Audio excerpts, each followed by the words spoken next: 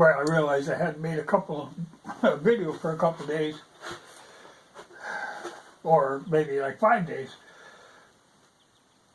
But we had some fairly nice weather, but bad weather was coming, so I went out on the road grader. So I was busy on that all the time.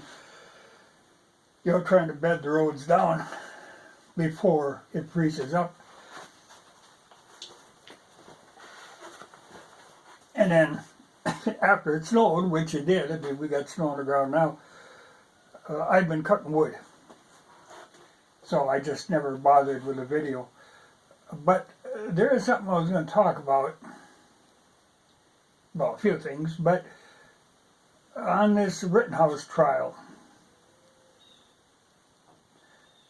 we'll see how that plays out. It's funny, you read some comments in some of the videos, and people are really down on the judge. I'm actually quite tickled with the judge. He seems to be a reasonable person trying to go by the law. I find no fault with him. I'm tickled that he seems to be somebody who has not been influenced by the Soros money. So many of them are bought and paid for. Nice to find one who wasn't. So we'll see how that plays out. But one of the things I keep hearing coming up in this is they refer to him as a vigilante. Like this is a horrible thing. I don't view it that way. When it's a symptom. When you start getting vigilantes, it's a symptom of a breakdown in law and order. And that's actually what we had there. In a lot of parts of the country, we had complete breakdown. And it was solely because of the politicians. The politicians didn't allow the police to do their job. If they'd have let them stop this when it was appropriate, it would have never gotten to the point where you start getting people who are vigilantes. Because people are only going to put up with so much, and then they're gonna fall back on taking the law into their own hands. So I don't view vigilantism as a bad thing. It's a symptom. There's a time where it's appropriate. Now, in his case, I mean, that was really wasn't vigilante, because he was really trying to do as much good as he could. He just got caught up in a bad situation. People kind of underestimate the mob mentality that goes on, and it really brings out the lunatics, which is what he was dealing with, was a bunch of lunatics. So he did nothing wrong, in my opinion. And I think in the opinion of a lot of people, he defended himself. Because if he wouldn't have, he'd be dead or in a hell of a shape. You can't be being clubbed on the head or smashed into the pavement. It isn't going to work out well. So, no, he did. I find no fault with him. I think it's unfortunate because he's going to have to live with this. But people wanting to railroad him and make like an example of him, I think that's a mistake. You're working the wrong end of this thing. Because really, the ones at fault are the politicians that pulled the police back and wouldn't call in the National Guard, wouldn't allow them to be in there. I mean, there's a point in there where you have to do that. And they refuse to do that. So that's on them, and if somebody gets into the position where, to defend their own business or something, that they have to stand up to that. You know, you can't stand by and watch them loot and burn. You know, when a mob gets going like that, you have a right. I think you have an obligation. You can't just stand back and let that happen. Well, you see what happens now every time they've done that. It just gets completely out of hand, and how do you ever put that back in a bottle? You know, it doesn't work. Though I think, the way I understand it now, the city is actually getting prepared for something like this to happen again, you know, for things to get out of hand again. And hopefully this time they'll have enough brains to react appropriately. Don't let that happen. But I think hopefully they've learned a lesson from that. Because you can't just let things break down that far and expect that people aren't going to fight back. Just normal citizens are going to fight back. You aren't going to watch your whole community get destroyed and not respond in some way. So, no, I got no fault with him. I have no fault with the judge. I find a great deal of fault with the politicians that restricted the police from doing their job. Because you have to. If you're not going to maintain law and order, that's what you're there for. You're not there to coddle these people. If you're not going to do your job, then people have to take it in their own hands. That's just inevitable. It's always been that way. And it always will be that way. But that's why. Do your job in the first place. Don't let it get to the point where people have to respond and take it into their own hands. You know, it was foolishness from one end to the other. But for one thing, you can't let lunatics like that run loose. You know, this first guy that got shot, that really started, I mean, if you saw videos of him, the thing is, it's all on video, so there's no denying what went on. You know, though they try to kind of twist things around, it's all very plain.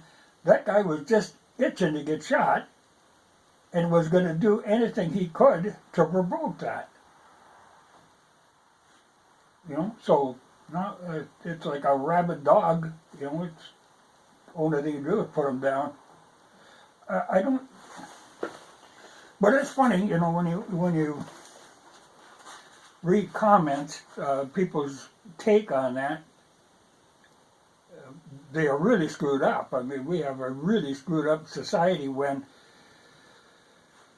behavior like that, to just run amok, loot and burn, and this is acceptable. It isn't. You know, there's the old theory that looters should be shot on sight, and yeah, I don't know why they want to baby those people. If you want to set an example, that's where you start setting your example. You don't start going and try to railroad somebody who is actually trying to stand up for what's right. But we'll see how it plays out. But it's funny to watch them try to drag race into this when there's nothing there. I mean, even they're trying to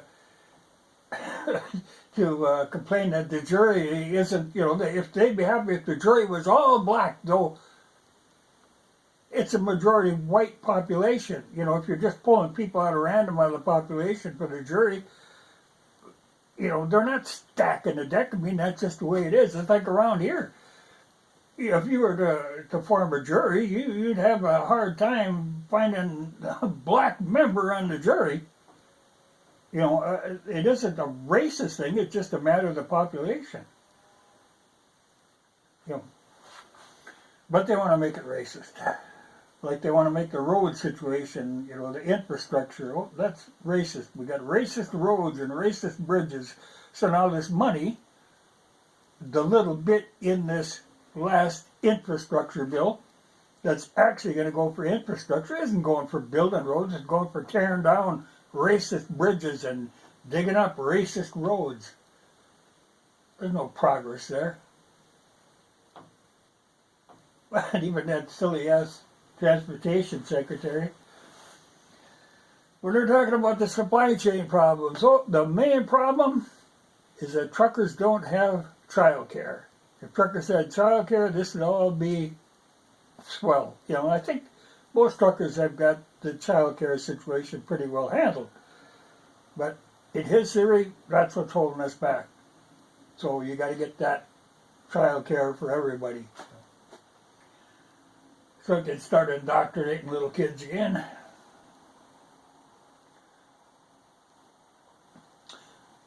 Well, hell of a thing. I got work to do, but I thought I'd check in.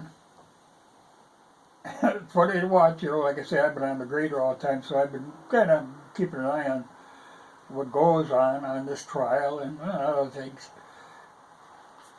But at the same time, I've been kind of watching that other video with the Argentine.